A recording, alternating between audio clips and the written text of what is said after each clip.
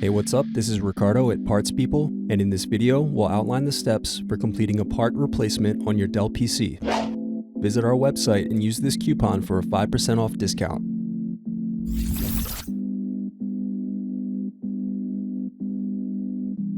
First, you're going to unlock and lift battery out of laptop. Then unscrew and remove access door.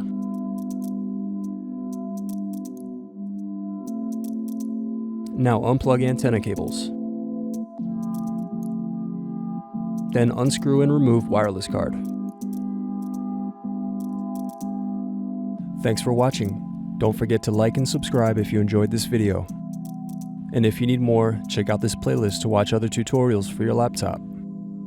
You can also click here to find parts for your laptop at partspeople.com.